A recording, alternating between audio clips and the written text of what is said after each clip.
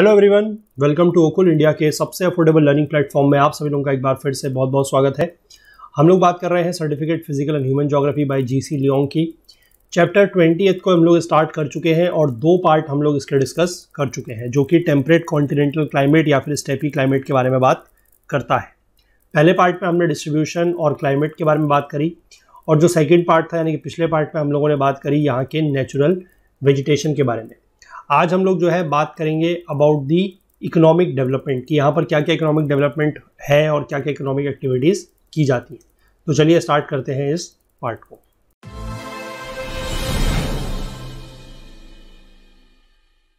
देखिए, economic development की हम बात करें तो the temperate grasslands were once the home of grazing animals, wild horses in the Asiatic steppes, swift footed bison in the prairies and untamed buffaloes in the पैम्पास।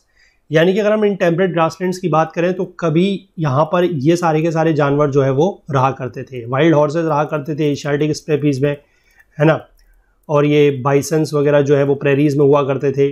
Untamed buffaloes यानी कि जंगली भैंसे वगैरह जो है वो पैम्पास में पाया करते थे। Even as recently as the last century these grasslands were dominated by nomadic and semi nomadic people.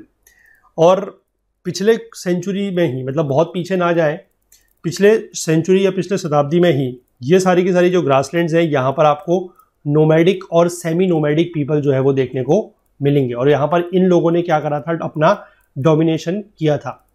अब ये कौन है, जैसे कि Kirghiz of the Asiatic steppes. ये लोग क्या करते थे, क्योंकि नोमैड्स जो होते हैं मतलब बंजारे, वो क्या करते हैं एक जगह से दूसरी जगह घूमते हैं, तो they roamed far and wide with their herds. अपने जो उनके पशु वगैरह हैं, उनका जो झुंड है, उनके साथ वो चलते हैं। And earned a precarious living from what ever pastures they could find, है ना। और वहाँ पर जो भी उनको पास्चर वगैरह मिलता है उसका वो लोग यूज़ करते हैं उनके जो एनिमल्स वगैरह है उसके लिए।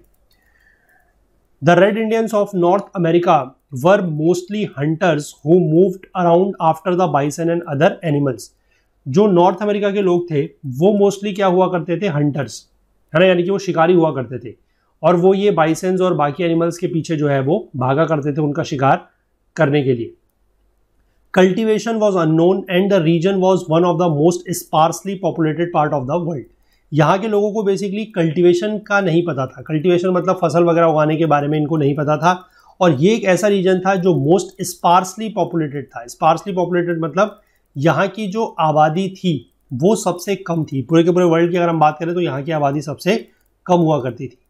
लेकिन रिसेंट ईयर्स में क्या हुआ है, great changes have taken place in the grasslands and few areas in fact have managed to retain their original landscape. Recent years में क्या हुआ है कि बहुत कुछ चेंजेस हुए हैं, है ना, और कुछ एरियाज में ऐसा हुआ है कि जो इनका ओरिजिनल लैंडस्केप था उसको ये रिटेन भी कर पाए हैं, मतलब उसको ये बनाए रख पाए हैं। Grasslands have been ploughed up for extensive mechanized wheat cultivation and now are the granaries of the world। तो यहाँ पर क्या किया गया, इन ग्रासलैंड्स को प्लॉ किया गया, मतलब इनके जो खेत वगैरह है उनकी जुताई की गई, वहाँ पर काफ़ी ज़्यादा मशीन्स वगैरह का यूज़ किया गया और वहाँ पर अब व्हीट कल्टीवेशन यानी कि गेहूं की खेती होती है। और आज की डेट में इनको जो है ग्रेनरीज ऑफ द वर्ल्ड बोलते हैं। ग्रेनरीज मतलब जो ग्रेन्स होती है, ये वर्ड निकल के आया है ग्रेन से, है ना, जहाँ पर बहुत सारी ग्रेन्स वगैरह उगती हैं, that is known as granaries. तो इस रीजन को अब हम जो है ग्रेनरीज ऑफ द वर्ल्ड के नाम से जानते हैं, क्योंकि यहाँ पर काफ़ी ज़्यादा ग्रेन प्रोडक्शन अब होता है। तो व्हीट तो मेजर क्रॉप है ही है, उसके अलावा यहाँ पर मेज यानी कि मक्का भी देखने को मिलेगा। Increasingly cultivated in the warmer and waiter areas, यानी कि जहाँ पर थोड़ा सा गर्मी है और थोड़ा सा मॉइस्चर ज़्यादा है वहाँ पर मक्के की खेती भी हो रही है। जो टफ्टेड ग्रासेस है they have been replaced by some more nutritious lucerne और अल्फा अल्फा grass for cattle and sheep rearing. जो टफ्टेड ग्रास हुआ करती थी, टफ्टेड ग्रास मैंने आपको बताया था कि एक ऐसी ग्रास होती है कि जो नीचे से जुड़ी हुई हो और ऊपर से ऐसे अलग अलग होती है ना, ये टफ्टेड ग्रास कहलाती है, नीचे इसकी रूट्स होंगी। तो इसको रिप्लेस कर दिया गया कुछ और प्रकार के ग्रासेस से, जैसे थोड़ा सा जिनमें न्यूट्रिशन ज़्यादा था, जैसे लुसेर्न या फिर अल्फा अल्फा ग्रास। और इन ग्रास को कैटल और शीप जो है वो यूज़ करते हैं। अब these temperate grasslands are now the leading ranching regions of the globe. Ranching मतलब वही एनिमल रेयरिंग वगैरह यहाँ पर की जाती है। तो आज की डेट में ये जो टेम्परेट ग्रासलैंड्स हैं ये ranching regions of the globe माने जाते हैं। और वो भी कैसे, जहाँ पर सबसे ज़्यादा रेंचिंग की जाती है। तो we shall now describe more closely each of these economic activities. तो अब हम ये सारी की सारी इकोनॉमिक एक्टिविटीज़ को जो है थोड़ा सा डिटेल में देखेंगे। यहाँ पर हमने 3 तरह की एक्टिविटी बेसिकली देखी। एक तो जो नोमैड वाले लोग हैं वो रहते थे पहले, उसके बाद फिर यहाँ पर ग्रेन्स का कल्टीवेशन, वीट कल्टीवेशन वगैरह स्टार्ट हुआ, और साथ ही साथ यहाँ पर जो है ये कुछ इस तरीके की ग्रासेस वगैरह उसको रिप्लेस करके शीप रेयरिंग और कैटल रेयरिंग, या फिर हम कहें कि रेंचिंग के लिए ये अब एक leading ranching region of the globe बन चुका है। इसके बाद हम बात करें नोमैडिक हर्डिंग की। सबसे पहला जो है, this type of migratory animal grazing has almost disappeared from the major grasslands. Nomadic herding जो है वो एक तरीके से अब बिल्कुल क्या हो रहा है, खत्म हो गई है एक तरीके से। पूरे के पूरे रीजन में से हम बात करें तो जो मेजर ग्रासलैंड हुआ करते थे वहां से ये खत्म हो गई है। जो हर्डर्स हुआ करते थे they were the wandering tribes. Wandering tribes मतलब वो एक जगह से दूसरी जगह घुमा करते थे, जैसे कि Kirghiz, Kazakhs and Kalmuck, and they used to travel over long distances like the बर्डेयू ऑफ द अरेबियन डेजर्ट। हमने डेजर्ट में एक बात करी थी, जो बर्डेयू ट्राइब होती है वो भी बहुत दूर दूर जाती थी, लॉन्ग डिस्टेंसेस ट्रेवल करती थी। तो सिमिलरली ये भी ट्रेवल कर रहे हैं। और क्यों ट्रेवल करते थे? In search of grass and water for their animals. जो भी उनके जानवर हुआ करते थे, कैटल, शीप, गोट, हॉर्सेस, उनके लिए घास की जरूरत होती थी, उनके लिए पानी की जरूरत हुआ करती थी। तो उन्हीं के सर्च में, उन्हीं की खोज में ये बहुत लंबे लंबे दूरी तक जाया करते थे। अब इसके बाद फ्रॉम दीज डोमेस्टिकेटेड एनिमल्स इनको क्या मिलता था? इन एनिमल्स से इनको मिलता था meat, milk, wool, hides, bones and horn. तो ये सारे के सारे डोमेस्टिकेटेड एनिमल्स से इनको ये फायदे होते थे।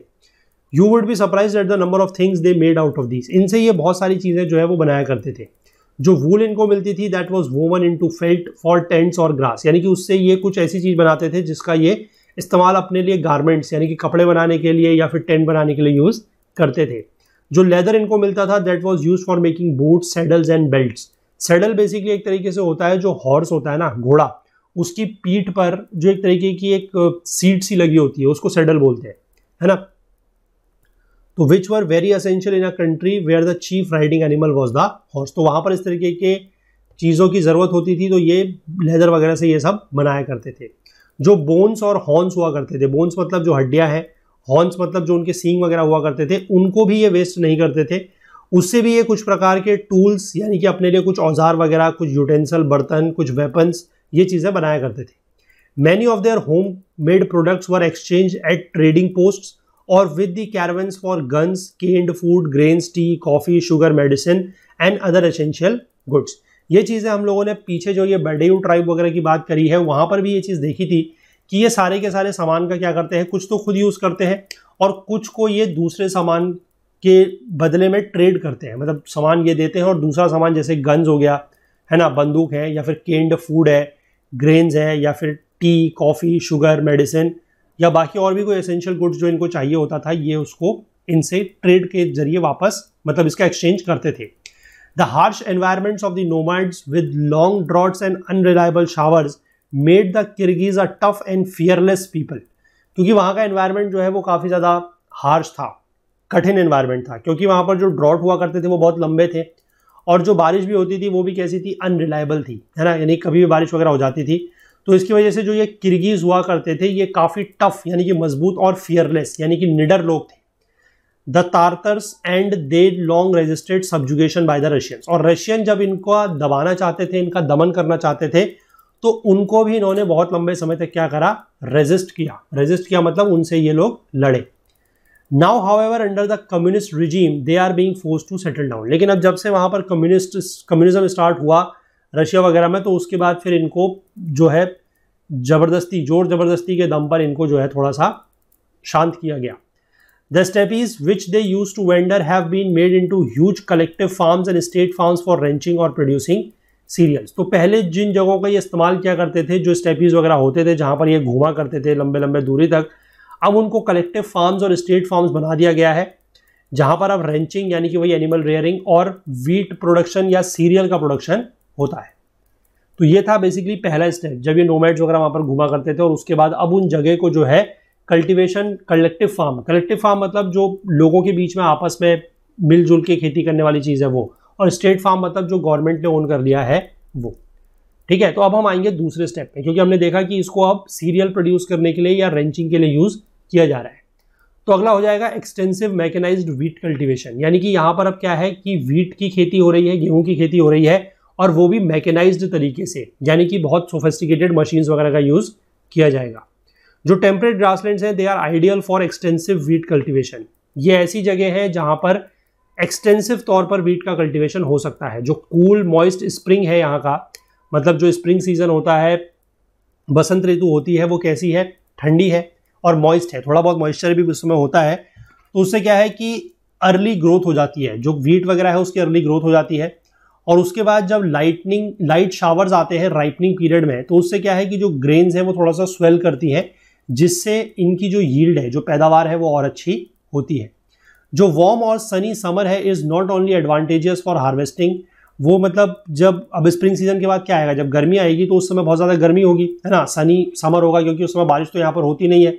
तो ये हार्वेस्टिंग करने के लिए, यानी कि फसल की कटाई करने के लिए ही बेहतर नहीं है, बल्कि also enables the straw to be dried for farm use. मतलब अब होगा क्या, जब हमने फसल काट ली, जब गेहूं की हमने फसल काटी, तो उसकी जो बालियां हैं वो काम आएंगी, बाकी जो उसमें से भूसा वगैरह निकलेगा, जो स्ट्रॉ वगैरह निकलेगा, वो भी इस गर्मियों में सूख जाता है। तो उससे क्या होगा कि फिर वापस से ये जो फार्म है वो वापस से हमें उसका यूज़ मिल जाएगा, मतलब उस फार्म को फिर हम वापस से यूज़ कर सकते हैं। अदरवाइज अगर वो ड्राई नहीं होगी तो फिर उसका कुछ और तरीके से डिस्पोज करना पड़ेगा, है ना, तो वो चीज़ में गर्मी होने की वजह से वो चीज़ बच जाएगी।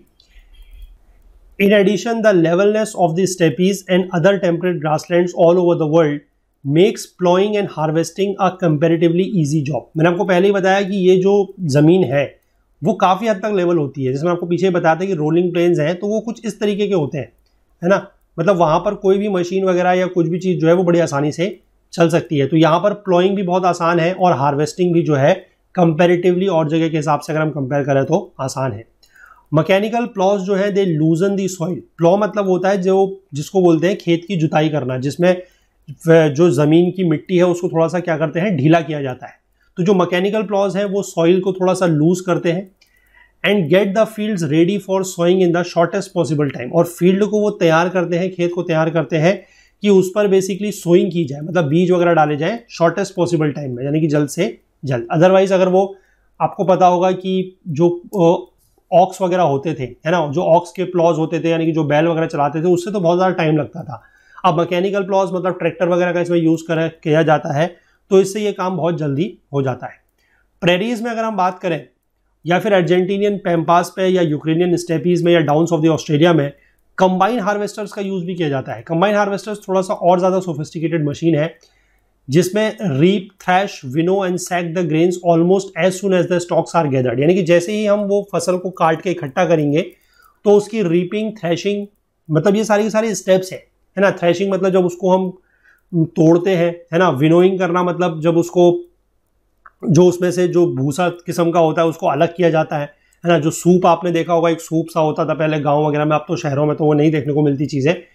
तो वो उससे क्या होता है कि वो अच्छी चीज़, मतलब जो डिज़ायरेबल है और अनडिज़ायरेबल चीज़ों को अलग करते हैं, that is known as winnowing.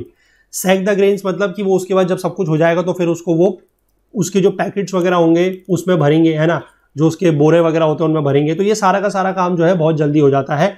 Combine harvester इस तरीके की जो मशीन्स वगैरह बन गई है उसकी वजह से। अब one distinct drawback of this form of extensive mechanised farming is consequently low yield. ये एक्सटेंसिव मैकेनाइज्ड फार्मिंग का एक थोड़ा सा एक ड्रॉबैक है कि इससे जो यील्ड है वो क्या हो रही है, कम होती जा रही है। For example, average yield of the wheat in the prairies is about 23 बुशल्स पर एकड़। बुशल्स का मतलब है एक बुशल होता है लगभग 60 पाउंड के आसपास, या फिर वॉल्यूम में बात करें तो लगभग 8 गैलन के आसपास। मैंने आपको गैलन बताया था, लगभग 3.78, है ना, 1 गैलन लगभग 3.78 लीटर्स के आसपास होता है। तो वॉल्यूम की अगर हम बात करें तो एक बुशल्स मतलब 8 गैलन के आसपास, या अगर हम वेट में, वजन में बात करें तो लगभग 60 पाउंड के आसपास। तो पैम्पास में और ऑस्ट्रेलियन डाउन्स में यील्ड जो है वो और भी कम है, 20 बुशल्स पर एकड़ से ज़्यादा की नहीं है। और कंपेयर करें अगर हम, the wheat yield in the countries that practise intensive farming are much higher, at times almost thrice the yield. जहाँ पर इंटेंसिव फार्मिंग की जाती है वहाँ पर बहुत ज़्यादा इसकी फसल वगैरह होती है, जो यील्ड है, जो पैदावार है वो बहुत ज़्यादा है। अगर हम यूनाइटेड किंगडम में बात करें तो 50 बुशल्स पर एकड़ के आसपास है, डेनमार्क में बात करें तो 57 बुशल्स है, और नीदरलैंड्स वगैरह जगह में बात करें तो लगभग 59 या 59 बुशल्स तक हो सकती है। अब this is attributed to the greater attention given to a smaller piece of land which is not practicable in the extensive wheat lands, where a farmer owns anything from 600 to 4000 acres as in the prairies. मतलब हो क्या रहा है कि extensive farming के case में जो है वो जगह छोटी है, जगह छोटी है। अब जो फार्मर है वो ज़्यादा उसका क्या कर पा रहा है कि ज़्यादा उसका वो यूज़ नहीं कर पा रहा है, मतलब चीज़ों को ज़्यादा प्रॉपरली उसका यूज़ नहीं हो पा रहा है, तो इसलिए वहाँ पर यील्ड थोड़ा सा कम है। लेकिन अगर हम यील्ड पर मैन की बात करें, मतलब एक आदमी अगर यूज़ हो रहा है और उससे कितनी ज़्यादा पैदावार हो रही है, तो this is very much higher in the extensive farms. Extensive farms में ये बहुत ज़्यादा हो रही है। तो in this respect the sparsely populated temperate grasslands of the mid latitude produce the greatest quantity of wheat per capita amongst the world's wheat growing nations, है ना। अब ये क्यों हो रहा है? क्योंकि यहाँ पर क्या है कि लोग कम यूज हो रहे हैं। एक्सटेंसिव फार्मिंग का मतलब है कि बहुत ज़्यादा मैकेनाइजेशन वगैरह हम लोग यूज कर रहे हैं, तो उस वजह से क्या हो रहा है कि लोग कम लग रहे हैं, और लोग कम लगेंगे तो हमारी जो पर कैपिटा यील्ड है वो बहुत ज़्यादा हो जाएगी। They are naturally the greatest wheat exporters, और ये रीजन जो है वर्ल्ड का सबसे बड़ा व्हीट का निर्यातक है, यानी कि जो सबसे ज़्यादा व्हीट प्रोड्यूस करता है और उसको उतना ही ज़्यादा एक्सपोर्ट करता है। कनाडा में 10 मिलियन टन एनुअल व्हीट का प्रोडक्शन होता है, उसमें से लगभग 3/4 यानी कि लगभग 75%, या आप कह सकते हैं कि 7-7.5 मिलियन के आसपास व्हीट जो है वो हर साल एक्सपोर्ट होता है। और कहाँ एक्सपोर्ट होता है? मेनली यूरोप में, which does not produce sufficient wheat to feed her very dense population. और यूरोप में जो है ज़्यादा व्हीट का प्रोडक्शन होता नहीं है, तो इसलिए यूरोप में उसको एक्सपोर्ट किया जाता है। डिस्पाइट हर हाई व्हीट यील्ड, इसकी जो यील्ड है वो ज़्यादा है, लेकिन फिर भी वहाँ पर जो पॉपुलेशन है वो इतनी ज़्यादा है कि प्रोडक्शन ज़्यादा नहीं है, और प्रोडक्शन कम होने की वजह से क्या है कि उसको जो है चीज़ें फिर और इधर उधर जगह से लेनी पड़ती है। तो ये कनाडा जैसे देश से जो है वो काफ़ी ज़्यादा एक्सपोर्ट होकर यहाँ पर सामान जाता है। Her wheat needs are so great that shipments of wheat and flour arrive at her ports from almost every part of the temperate grassland. Her मतलब यूरोप की बात हो रही है कि यूरोप की जो गेहूं की ज़रूरत है, जो व्हीट की नीड है, वो इतनी ज़्यादा है कि यहाँ पर व्हीट और फ्लोर के जो शिप्स है ना, जो शिपमेंट्स हैं वो उसके पोर्ट्स में हर दिशा से आते हुए दिख जाएंगे आपको, हर डायरेक्शन से, चाहे यूएसए हो, अर्जेंटीना, यूरुग्वे, ऑस्ट्रेलिया, यूएसएसआर, हर जगह से जो है यूरोप में व्हीट और फ्लोर जो है वो आता रहता है। अब 3/4 ऑफ द वर्ल्ड का जो व्हीट है वो विंटर व्हीट है। विंटर मतलब कि विंटर में उसको उगाया जाता है या फिर लेट ऑटम में, और ये हार्ड व्हीट है जिसका मॉइस्चर कंटेंट कम होता है। ये गर्मियों के दिनों में या फिर सनी और कॉन्टिनेंटल समर समय जब होता है उस समय पकती है इसकी फसल। It is best for bread making and is extensively traded. ये ब्रेड बनाने के लिए बहुत अच्छा होता है, और इसकी ट्रेडिंग जो है वो बहुत ज़्यादा की जाती है, यानी कि इसका व्यापार जो है वो बहुत ज़्यादा किया जाता है। अब हम पोल की तरफ को अगर चलें तो वहाँ पर क्या होगा कि winter temperatures are too cold for the wheat seedlings to survive, क्योंकि वहाँ पर जो टेम्परेचर है सर्दियों में वो बहुत ज़्यादा ठंडा होगा, तो वहाँ पर जो व्हीट की सीडलिंग्स है, सीडलिंग्स मतलब जो उसके बीज वगैरह है, वो सर्वाइव नहीं कर पाएंगे। तो इसलिए यहाँ पर क्या है कि स्प्रिंग सीजन में व्हीट उगाया जाता है, स्प्रिंग व्हीट। अब ये लेस इंपॉर्टेंट सॉफ्ट व्हीट होता है, ये केक, बिस्किट, पेस्ट वगैरह जो है वो बनाने के काम ज़्यादा आता है, ब्रेड बनाने का काम इसमें कम होता है। नॉर्थ अमेरिका का जो विंटर व्हीट है that is dominant south of the Great Lakes in USA, while spring wheat is sown mainly in the Canadian prairie province of Alberta, Saskatchewan and Manitoba। यानी कि नीचे के एरियाज में, है ना, नॉर्थ अमेरिका में अगर आप बात करें तो जो नीचे के एरियाज होंगे उसमें आपको विंटर व्हीट देखने को मिलेगा, और ऊपर के रीजन में जो है यानी कनाडा वाला जो रीजन है वहां पर आपको जो है स्प्रिंग व्हीट देखने को मिलेगा। Scientific plant breeding has now devised cold resistant varieties that can mature with in 110 days. तो साइंटिफिक एडवांसमेंट वगैरह हुए हैं, है ना, साइंटिफिक ब्रीडिंग वगैरह हुई है, तो उससे क्या है कि कुछ कोल्ड रेजिस्टेंट वेराइटीज यानी कि ऐसी कुछ प्रजातियां बनाई गई हैं जो अब ठंडे से लड़ सकती हैं, और वो 110 दिन के अंदर ही मैच्योर हो जाएंगी। तो इससे क्या हो रहा है, this has resulted in the northward extension of the wheat cultivation into the Peace River region in Canada. तो अब इससे क्या है कि जो वो विंटर वाला व्हीट था वो और ज्यादा नॉर्थ में भी अब उगाया जा सकता है। क्यों? क्योंकि ऑब्वियसली बात है कि वो जो व्हीट है विंटर वाला वो हार्ड है, वो ब्रेड वगैरह बनाने के लिए बढ़िया है, तो इसलिए उसको जितना ज़्यादा उगाया जाए वो उतना बेटर है।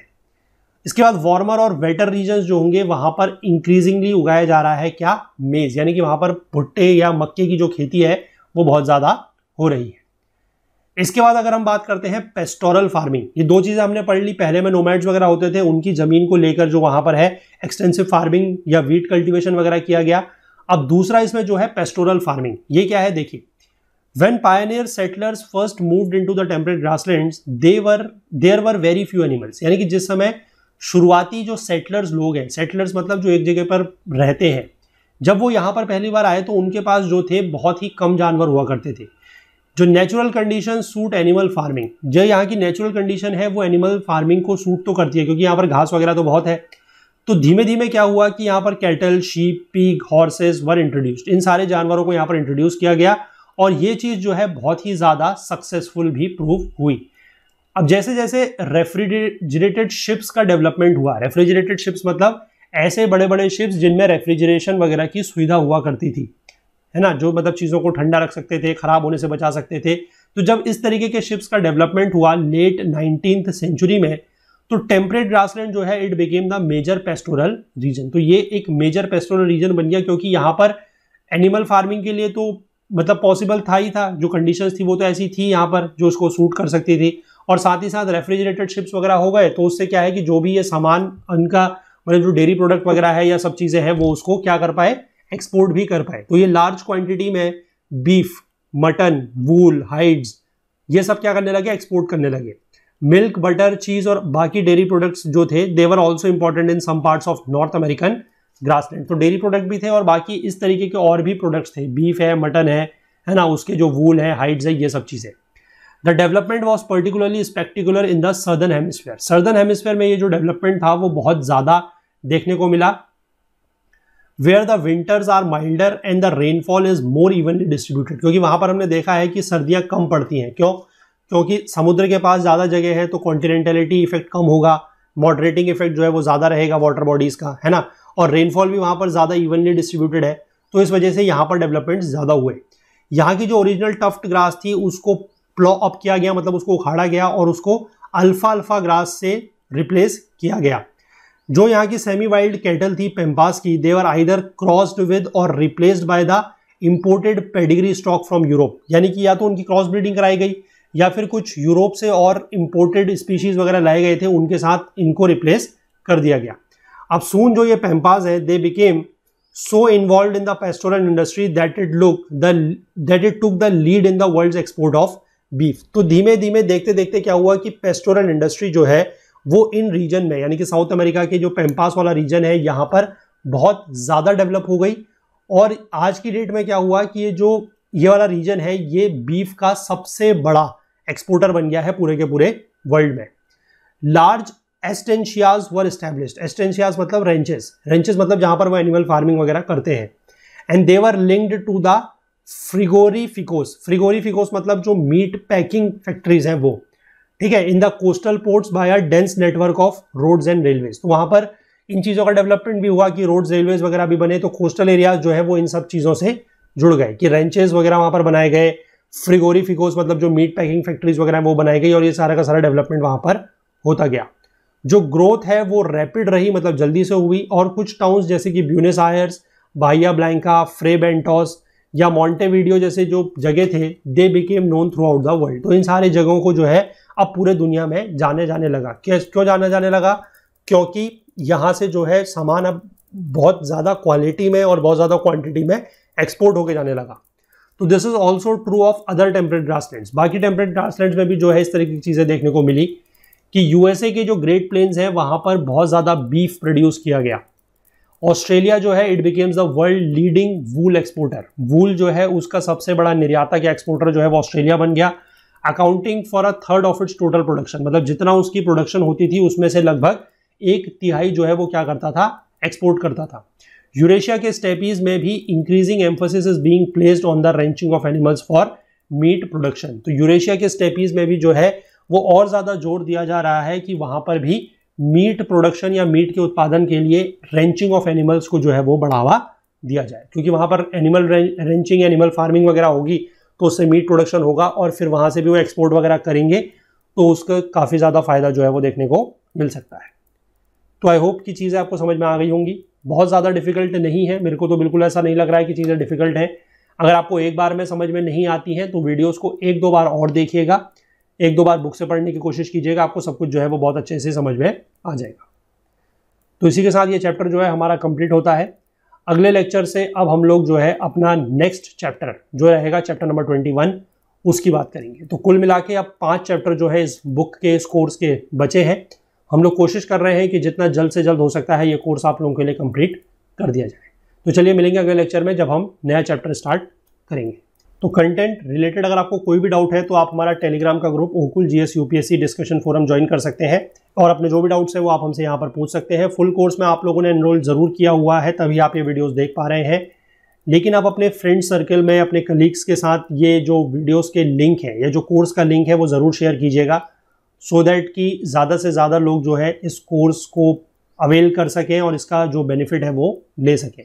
अगर आपको कोर्स को एक्सेस करने में या कोर्स को परचेस करने में कोई भी टेक्निकल क्वेरी आ रही है तो आप हमसे हमारी ओकुल हेल्प डेस्क की ईमेल आईडी support@okul.co पर संपर्क कर सकते हैं, या फिर आप हमसे social media platforms Facebook, Instagram, LinkedIn, Twitter इनसे भी जुड़ सकते हैं और अपने जो भी फीडबैक्स या सजेशंस हैं वो आप हमें यहाँ पर से भी दे सकते हैं। तो चलिए मिलेंगे अगले लेक्चर में, तब तक के लिए अपना बहुत बहुत ध्यान रखिएगा। Please do take care of yourself. Thank you, have a nice day, bye bye.